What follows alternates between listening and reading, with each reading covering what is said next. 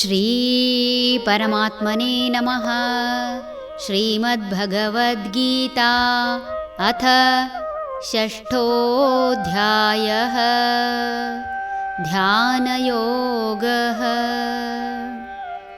ಯೋ ಮಾಂ ಪಶ್ಯತಿ ಸರ್ವತ್ರ ಸರ್ವಂ ಚ ಮಯಿ ಪಶ್ಯತಿ ತಸ್ಯಾಹಂ ನ ಪ್ರಣಶ್ಯಾಮಿ ಸ ಚ ಮೇ ನ ಪ್ರಣಶ್ಯತಿ.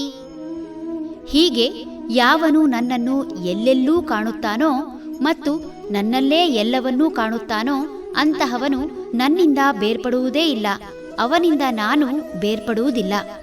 ಒಂದು ಹಸುವನ್ನು ಉದ್ದ ಹಗ್ಗದಿಂದ ಕಂಬಕ್ಕೆ ಕಟ್ಟಿ ಮೇಯಲು ಬಿಟ್ಟರೆ ಅದು ಕಂಬದ ಸುತ್ತಲೂ ಸುತ್ತಿ ಸುತ್ತಿ ತನ್ನ ಹಗ್ಗವನ್ನು ಗಿಡ್ಡ ಮಾಡಿಕೊಂಡ ರೀತಿಯಾಗಿದೆ ಇಂದಿನ ಮನುಷ್ಯನ ಪಾಡು.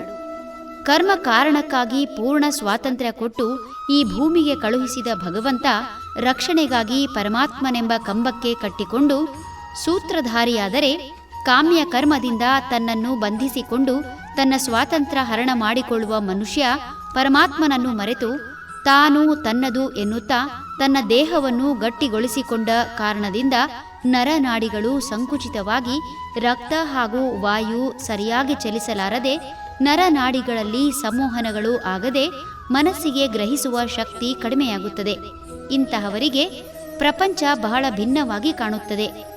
ಒಲ್ಲದ ಗಂಡನಿಗೆ ಮೊಸರಲ್ಲೂ ಕಲ್ಲು ಎಂಬಂತೆ ಪ್ರತಿಯೊಂದರಲ್ಲೂ ಕೆಡುಕನ್ನೇ ಕಾಣುವ ಇವರಿಗೆ ದೇವರು ಯಾವತ್ತೂ ಕಾಣಲು ಸಾಧ್ಯವಿಲ್ಲ.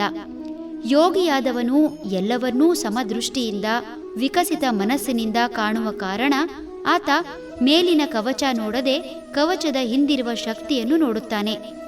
ಈ ದೇಹವೆಂಬ ಕವಚದ ಒಳಗಿರುವ ಭಗವಂತ ಕವಚದ ಕಾರಣದಿಂದ ಬೇರೆಯಾಗಿ ಕಂಡರೂ ಆತನ ವಿಶ್ವವ್ಯಾಪಕತೆಯನ್ನು ಅರಿಯುತ್ತಾನೆ. 10 ಮಡಕೆಯಲ್ಲಿ ನೀರಿಟ್ಟು ಅಂಗಳದಲ್ಲಿಟ್ಟರೆ ಬೆಳಕು ಕೊಡುವ ಸೂರ್ಯ ಪ್ರತಿ ಮಡಿಕೆಯಲ್ಲೂ ಬೇರೆ ಬೇರೆಯಾಗಿ ಕಾಣುವಂತೆ ಸಕಲವನ್ನೂ ವ್ಯಾಪಿಸಿರುವ ಪರಮಾತ್ಮನನ್ನು ಸೂರ್ಯನಂತೆ ಕಾಣುತ್ತಾನೆ ಹೊರತು ಮಡಿಕೆಯಲ್ಲಿ ಬೇರೆ ಬೇರೆಯಾಗಿ ಬಿದ್ದ ಬಿಂಬದಂತೆ ನೋಡುವುದಿಲ್ಲ.